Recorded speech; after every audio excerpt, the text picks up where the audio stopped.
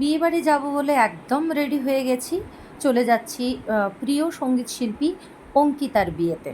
তো চলো আমার সাথে সাথে তোমরাও দেখবে।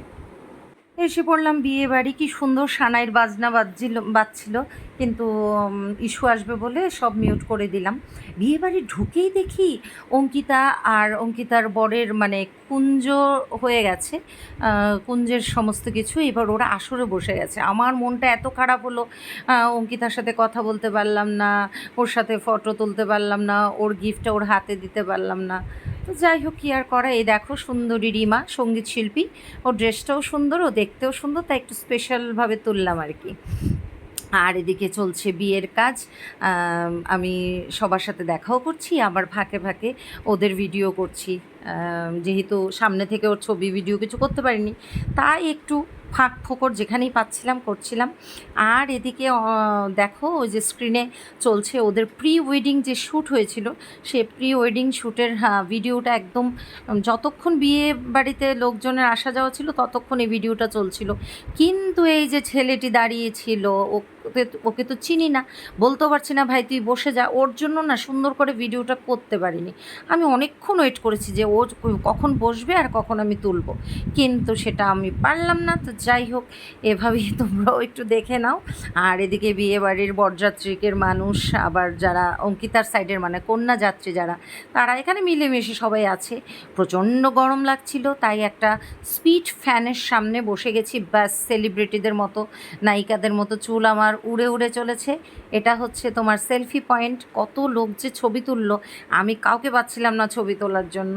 তো যাই হোক, এবার আমার সাথে যাদের দেখবে মানে বা এই দুজনকেও যে দেখছো, ওরাও শিল্পী মানুষ। এরপর থেকে আমার সাথে তোমরা যাদের দেখবে এই ভিডিওতে, সবাই শিল্পী। বিয়েবাড়ির সাজানোটাও একটু দেখিয়ে দিলাম তোমাদের, খুব সুন্দর করে সাজানো হয়েছে, ফুল দিয়ে, ভ্যারাইটিস কালারের কাপড় দিয়ে, যেরকমটা হয় আর কি একটা বিয়ে বাড়িতে। তো এদিকে চলছে বিয়ে। অঙ্কিতাকে দেখতে এত সুন্দর লাগছিল, খুব খুব সুন্দর, ও এমনিতেও দেখতে সুন্দর, আর বউয়ের সাজে ওকে যেন আরও সুন্দর লাগছিল। মানে সামনে থেকে দেখলে তোমরা বুঝতে পারতে, বা যদি আমি সরাসরি ওর ফেসটা নিতে পারতাম, কিন্তু সেটা পারিনি।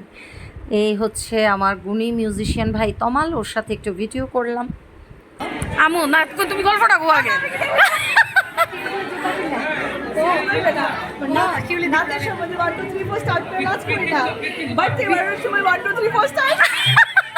তো এরপর সেলফি পয়েন্টে আমরাও ছবি টবি তুললাম, ভিডিও করলাম।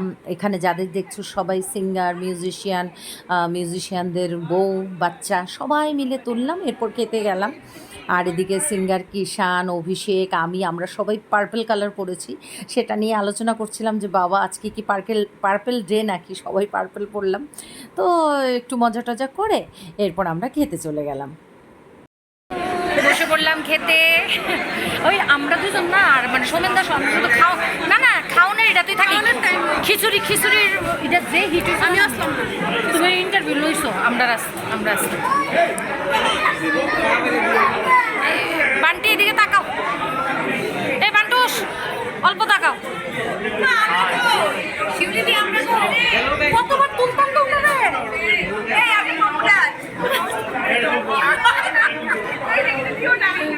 এটাই তো মজা, কিলিকে দিতাম না। আরে বন্ধু বল না, ওই